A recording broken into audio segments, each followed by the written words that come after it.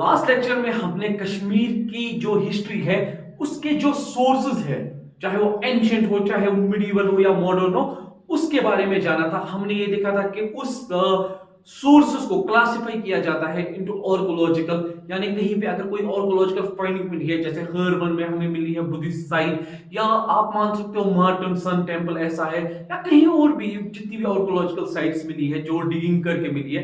फिर हमने देखा न्यूमिस्मैटिक्स यानी स्टडी ऑफ द कॉइन्स। अब जो आर्कोलॉजिकल साइट कोई मिलती है तो उसको सबस्टेंशिएट करती है न्यूमिस्मैटिक्स। जो उस अगर हमें कॉइन्स का वहां पे कोई जखीरा मिलता है तो हमें ये पता लगता है कि यार इस टाइम पे रूलर जो था वो ये बंदा था, और ये साइट जो हमें मिली है इसमें हमें जो कॉइन्स मिली है, या यहां से 500 किलोमीटर दूर भी हमें सेम कॉइन्स मिली है, तो ऐसा माना जाता है कि यार दोनों जगह शायद एक ही रूलर था।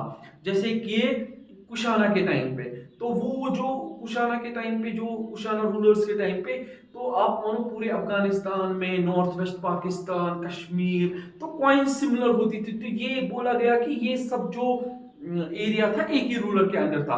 अब ये जो सोर्सेस होते हैं हिस्ट्री को समझने के लिए, ये इंटरडिपेंडेंट होते हैं, इंटररिलेटेड होते हैं। एक सोर्स को दूसरा सोर्स सबस्टेंशिएट करता है, मतलब उसको पक्का करता है, एक हिसाब से आप ऐसे मानो सिंपल लैंग्वेज में। तो उसके बाद हमने देखा हमारे पास जो इंपॉर्टेंट है एग्जाम पॉइंट ऑफ व्यू से, वो है लिटरेरी सोर्स।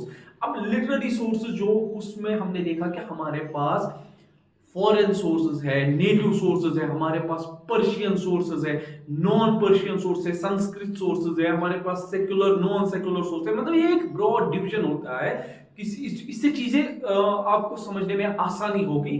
और उसके बाद हमने देखा जो हमारे पास जो हम कह सकते हैं Magna carta of Kashmir history जिसको कह सकते हैं, वो राज तरंगिनी है। राज तरंगिनी के बारे में कुछ पॉइंट्स मैं फिर से रिपीट करता हूं बिकॉज बहुत ज्यादा इंपॉर्टेंट है। मतलब एग्जाम पॉइंट ऑफ व्यू से राज तरंगिनी के बारे में जितने भी पॉइंट्स मैं यहां पे बताऊंगा वो आप नोट डाउन करके ही रखो, क्योंकि एग्जाम पॉइंट ऑफ व्यू से ये सीधे सीधे क्वेश्चन है, सीधे सीधे क्वेश्चन। जैसे मैंने पहले भी हिस्ट्री के बारे में आपको बोला था कि हिस्ट्री वो सब्जेक्ट है जो आपको ये गवर्नमेंट एग्जाम, ये गवर्नमेंट जॉब करके देगी, बिकॉज स्टैटिक है, एक बार पढ़ना है फिर रिवाइज करना है, 2-3 बार हो गया, कोई चेंज नहीं आएगी, कोई मतलब ऐसा नहीं है, डायनेमिक नहीं है, एक बार जो पढ़ लिया बस वही है। तो सीधे सीधे आप हिस्ट्री को ये मान लो कि अगर आप हिस्ट्री को एक बार उसका सीक्वेंस आपके दिमाग में आ गया ना, तो आपके लिए हिस्ट्री के मार्क्स उठाना सबसे इजी हो जाएगा, और ये आपको डेफिनेटली एग्जाम में एज देगा। तो यहाँ पे राज तरंगिनी जो लिखी थी वो कलहाना ने लिखी थी, आप पंडित कलहाना बोलो आप, ठीक है, इसमें कंफ्यूज नहीं होना, कलहाना मेल है। तो 1158-59 में लिखी गई, अगेन वेरी इंपॉर्टेंट। उसके बाद पीरियड कौन सा था? Karkota dynasty, very important. Karkota dynasty के बारे में आप आगे भी पढ़ोगे, इंपॉर्टेंट डायनास्टी थी, ठीक है। रिवर ऑफ किंग्स बोलते थे इस बुक को, राज तरंगिनी, रिवर ऑफ किंग्स, ठीक है, इंपॉर्टेंट, वेरी इंपॉर्टेंट। जय जय सिम्हा, ये जो रूलर था इसके टाइम पे राज तरंगिनी कंपाइल हुई थी। कल्हाना इसका कोर्ट हिस्टोरियन नहीं था, इसमें कंफ्यूज नहीं होना। ये आप अपने दिमाग से या ये नहीं इसको करना कि कल्हाना इतनी बड़ी हस्ती थी उस टाइम पे तो ये कोर्ट हिस्टोरियन होगा, जयसिम्हा का ऐसा कुछ नहीं था। तो कल्हाना एक इंडिपेंडेंट हिस्टोरियन था जिसने ये राज तरंगिनी लिखी है। तो इसके 8 चैप्टर्स थे। पहले 3 चैप्टर्स के बारे में हम मानते हैं कि इनका जो हिस्टोरिकल प्रूफ है या हिस्टोरिकल ऑथेंटिसिटी है वो अच्छी नहीं है, सही नहीं है। चैप्टर 4 से हिस्टोरिकली ऑथेंटिक हो जाती है राज तरंगिनी। 8 चैप्टर्स है, 8 चैप्टर्स है। उसके बाद हम सीक्वल्स के बारे में आते हैं, मतलब राज तरंगिनी को फिर कितने सीक्वल आए, जैसे मूवीज में आप देखते हो हंगामा 1, हंगामा 2, हंगामा 3 ऐसी आती है ना मूवीज, तो वैसे ही राज तरंगिनी में कितने सीक्वल्स आए। तो पहला सीक्वल जो इसका लिखा था वो जॉन राजा ने लिखा था। ये सुल्तान जैनुल आबिदीन का कोर्ट हिस्टोरियन था। सुल्तान जैनुल आबिदीन यानी अकबर ऑफ कश्मीर जिसे बोलते थे, बादशाह बोलते थे। और इस किताब को बोलते हैं दिव्याता राज तरंगिनी, यानी दूसरी, पहली लिखी कल्हाना ने, दूसरी जोन राजा ने। ये कोर्ट हिस्टोरियन था सुल्तान ज़ैनुलाब्दीन का। पीरियड 1159 से 1459 तक कंप्लीट की मेरे भाई। उसके बाद हमारे पास आता है सिवारा। अच्छा, सिवारा कौन था? ये था जोन राजा, इसका टीचर था, ये इसका स्टूडेंट था सिवारा। और सिवारा ने अपने टीचर का काम आगे किया 1459 से 1486 तक। इसको कहते हैं त्रियाता राजतरंगिनी, यानी तीसरी। अब जो सिवारा था उसने अपनी राजतरंगिनी को जोन राजा जो था वो कोर्ट हिस्टोरियन था जैनुलाब्दीन का। उसके बाद सिवारा आता है। तो ये आपको कंप्लीट हो गया यहां तक। इसमें जो इसके बाद जो सीक्वल्स आते हैं वो मैं अभी बताता हूं आपको, लेकिन ये पॉइंट्स बिल्कुल आप मतलब ये आपके टिप ऑफ द टंग होने चाहिए। ये पॉइंट्स बिल्कुल एग्जाम पॉइंट ऑफ व्यू से इंपॉर्टेंट है और इसमें डायरेक्ट क्वेश्चंस पूछ सकते हैं। तो ये आपको हमारे नोट्स में भी मिलेंगे। हमारे नोट्स में भी इससे कुछ और इंफॉर्मेशन भी एडिशनल इधर उधर होगी। मेरे से जितना इंपॉर्टेंट यहाँ पे है वो मैं कोशिश करता हूँ कंप्लीट करने की। इस वीडियो के डिस्क्रिप्शन में एक नंबर होगा, वहां पे आप व्हाट्सएप करके नोट लिख के वहां से आपको नोट मिल जाएंगे, आपके घर वो नोट पहुंच जाएंगे।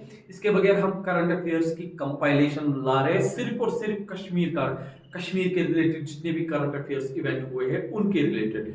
तो वो हमने दिसंबर से अप्रैल तक हमारा पहला कंपाइलेशन आएगा। उसके बाद अप्रैल से हमारा दूसरा कंपाइलेशन आएगा, वो मंथली आएगा।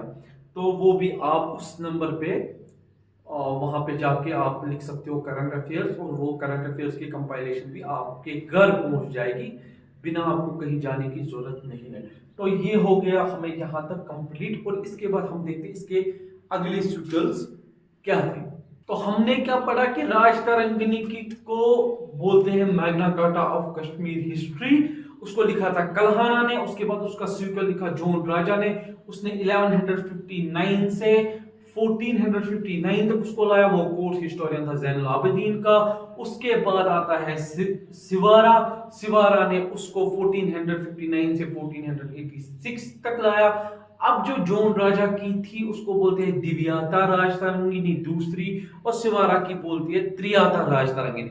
सिवारा ने जो अपनी राजतरंगिनी को अपनी हिसाब से नाम दिया था वो था जनिया Rajatarangini, maybe as an honour to his teacher जिसका नाम था जोन राजा।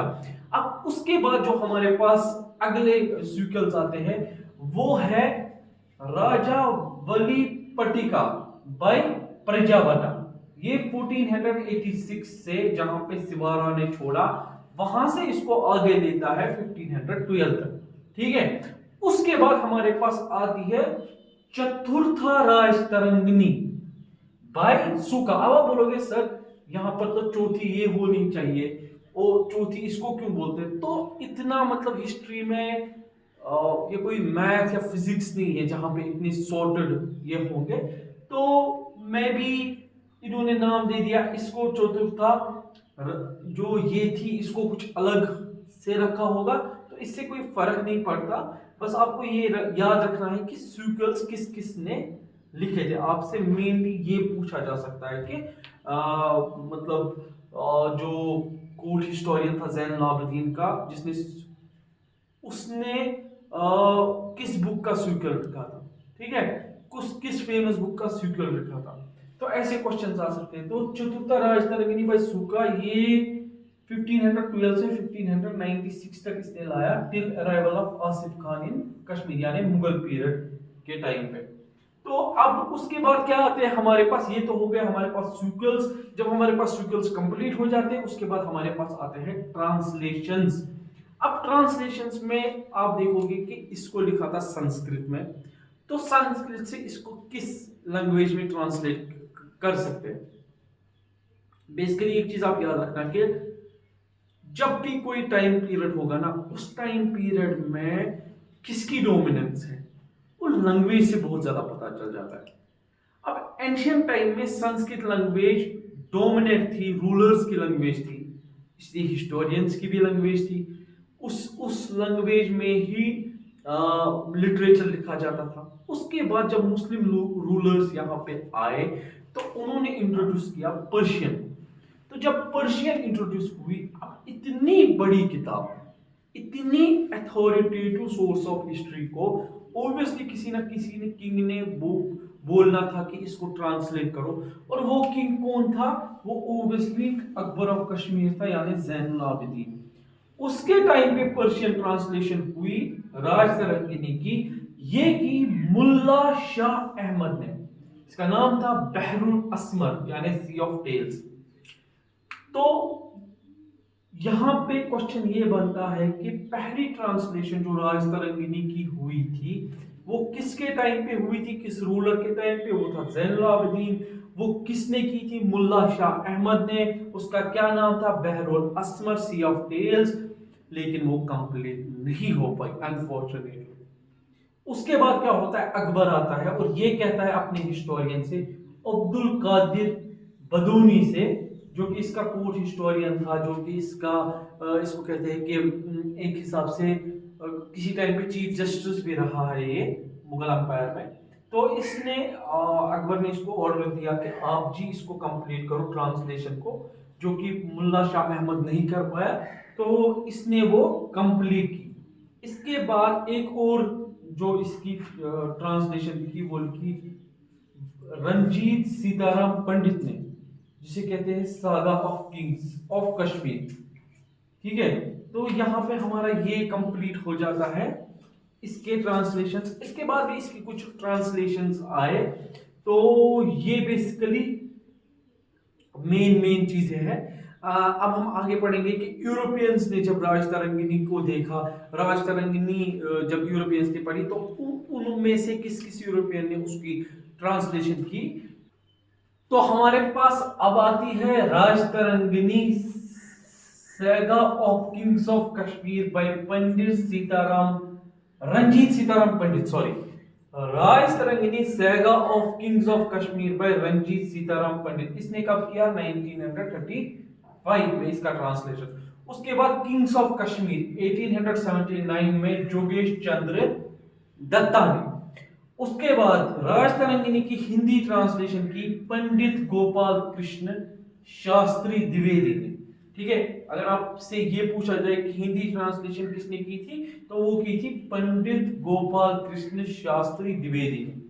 और अबू फाजल जो अकबर के साथ आया था कश्मीर, या जो अकबर का हिस्टोरियन था, अकबर का बहुत क्लोज था, तो उसने लिखी है आईने अकबर, और उसमें इसने इनकॉर्पोरेट किया है राज तरंगिनी को। अब आप देखो, मतलब कितना ज्यादा एक हिस्टोरिकल सोर्स जो एक पीरियड में लिखा गया, उसकी क्रेडिबिलिटी या उसकी अथॉरिटी इतनी ज्यादा है कि उसके बाद हजारों सालों तक जो भी हिस्टोरियंस आए, जिन्होंने भी लिटरेचर में कंट्रीब्यूशन किया, उन्होंने उस राज तरंगिनी को एज अ मॉडल देखा, या उससे ही उन्होंने एक जो कहते हैं अपना एक लिटरेचर का जो कंट्रीब्यूशन था, उसकी जो पहली कड़ियां थी, वो उन्होंने उसी से ही ली।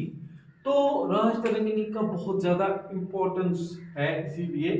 तो उसके बाद बर्नर आता है, ये एक फ्रेंच ट्रेवलर होता है। बर्नर जो था, ये आया था औरंगजेब के साथ कश्मीर, और ये फ्रेंच ट्रेवलर था, और इसने एक किताब लिखी है वोयेजेस डी फ्रांसिस, फ्रेंच में ये किताब है। और इसने भी यहाँ पे राज तरंगिनी को इनकॉर्पोरेट किया, इस किताब में राज तरंगिनी के बारे में लिखा। उसके बाद मोरक्रॉफ्ट था एक और यूरोपियन, इसने भी राज तरंगिनी के बारे में लिखा। एम ट्रोयर, इसने 2 कॉपियां राज तरंगिनी की ट्रांसलेट की फ्रेंच में। तो आप देखो कि कितना ज्यादा, मतलब राज तरंगिनी जो 1159 में कलहाना लिखता है, उसके बाद उसकी कहाँ कहाँ किस किस जगह वो राज तरंगिनी पहुंच जाती है। यहाँ तक कि यूरोप में जो उस वक्त दुनिया पे रूल करते थे, फ्रेंच हो ब्रिटिश हो, तो उन्होंने भी इस राज तरंगिनी से इंस्पिरेशन ली और इस राज तरंगिनी को अपने बुक्स में इनकॉर्पोरेट किया। फिर इसके बाद एक और जो अभी मार्केट में चल रही है, वो है स्टीन की राज तरंगिनी। तो उसके बेसिकली ये इंग्लिश ट्रांसलेशन अभी मार्केट में, अगर आप राज तरंगिनी देखोगे तो इसी की चलती है। तो ये इसमें दो बुक्स बेसिकली है। असल में जो है वो 8 बुक्स राज तरंगिणी के थे, तो अभी इसने उन 8 को 2 बुक्स में, 2 इंग्लिश ट्रांसलेशन में खत्म कर दिया है। तो ये हमारी राज तरंगिणी का एक जो डिस्क्रिप्शन था, जो कि इम्पोर्टेंट पॉइंट्स है इसके बारे में, वो आप नोट डाउन करके रखो, या अगर आप हमारे नोट्स को ही देखोगे तो उसमें बिल्कुल इन सब चीज़ों को मेंशन किया गया है, एक टेबल चार्ट, जिससे कि मेमोराइज करने में आसान होता है, तो वो सब हमारे नोट्स में दिया गया है। इसके बाद क्या होता है कि हमारे पास अब हम इसके बाद देखेंगे हमारे पास पर्शियन सोर्सेस कौन से थे। ये तो राज तरंगिणी क्यों हो गया, जैसे तारीख कश्मीर हुई, या और भी पर्शियन सोर्सेस जितने भी हमारे पास हुए। पर्शियन सोर्सेस में आप याद रख सकते हो, एक तो लिखी है सईद अली ने तारीख कश्मीर, ठीक है, तो इसने मतलब सुल्तान यूसुफ शाह के टाइम पे लिखी थी, जो कि चक डायनास्टी का था। फिर नारायण कोल अजीज ने लिखी है तारीख कश्मीर, ये भी इसने भी तारीख कश्मीर लिखी है from earliest times to 710 AD. अब इसको और इसको आप डिफरेंशिएट यहां पे कर सकते हो कि ये कंप्लीट होती है 710 एडी में, और ये सल्तनत पीरियड में ही कंप्लीट हो जाती है, ठीक है।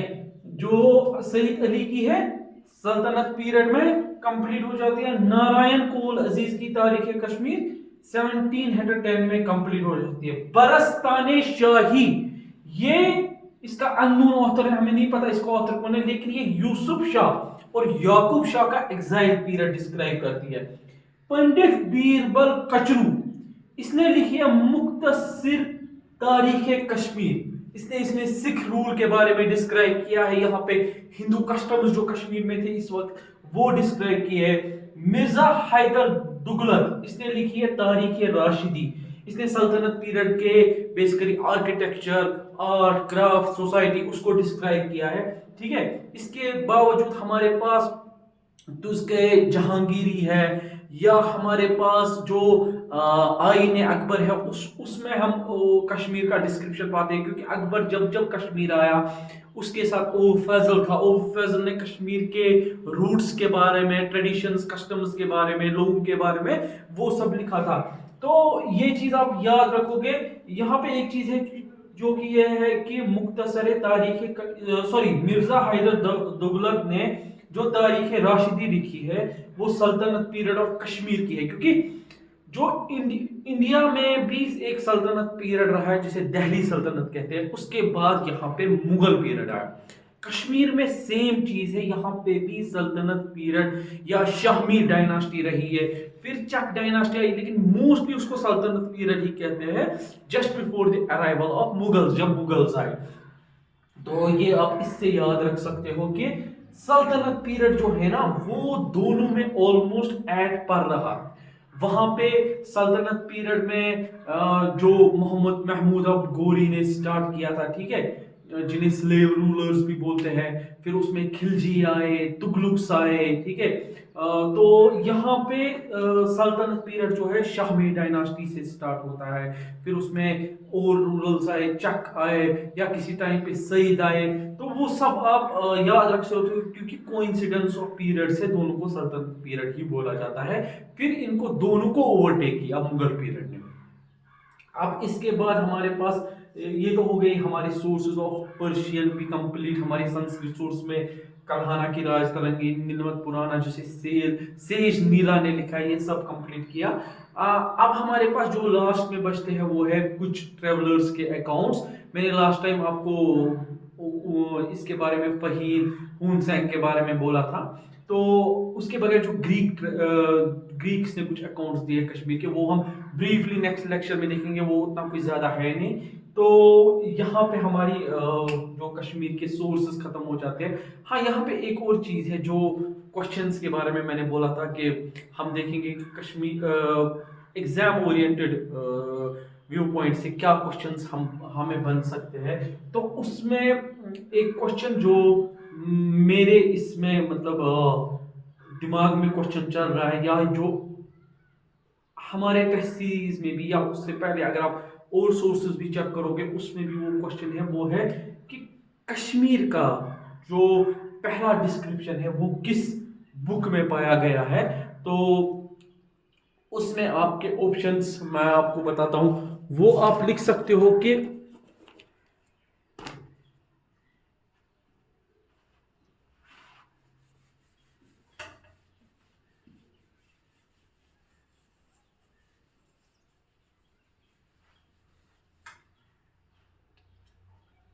ये क्वेश्चन है कश्यपमार या मॉडर्न कश्मीर, ये हमें किस एंशियंट सोर्स में पहले मिला।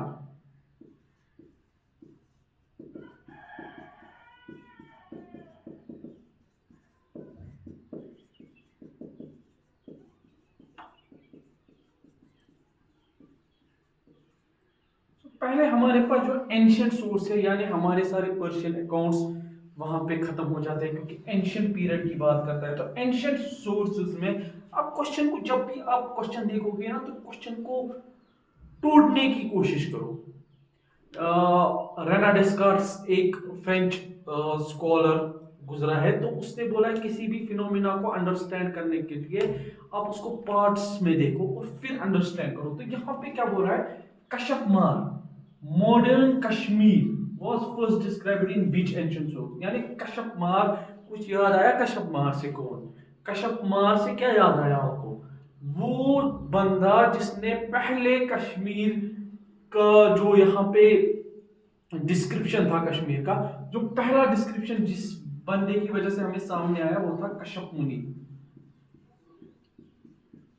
तो कश्यपमार से कश्यप मुनि। अब कश्यप मुनि के बारे में हमें कैसे पता चला? तो याद करो, मैंने आपको बताया था, क्या ये कल्हाना की राज तरंगिनी से हमें पता चला? कल्हाना की राज तरंगिनी में भी है, लेकिन ये कहता है फर्स्ट। तो पहला जो इसका डिस्क्रिप्शन है वो है नीलमत पुराण।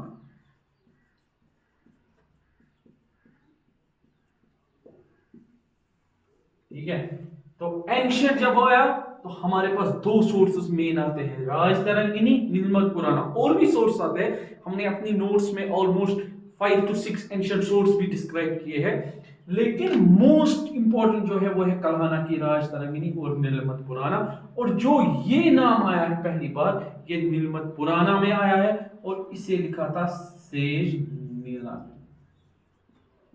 ये हमारा एक पोटेंशियल क्वेश्चन जो है, जो एग्जाम पॉइंट से बन सकता है, जो कि मैंने बोला था आपके साथ डिस्कस करेंगे। इसके बगैर जो पोटेंशियल क्वेश्चंस है, जैसे कि इसके कॉन्टेक्स्ट में, कश्मीर के कॉन्टेक्स्ट में आपको पूछा जा सकता है कि पहली जो आर्कियोलॉजिकल साइट है वो कौन सी मिली थी। तो उसमें मोस्टली लोग बोलते हैं कि बुर्ज़होम है, लेकिन बुर्ज़होम जो है वो बेसिकली एक नियोलिथिक साइट है। ठीक है, अगर हम देखें नियोलिथिक एज से पहली एज जो थी वो पैलियोलिथिक एज थी, और पैलियोलिथिक एज में जो हमारी पहली साइट थी वो हमें पामपोर में मिली थी। तो यहाँ पे एक और चीज है, डेट में फर्क।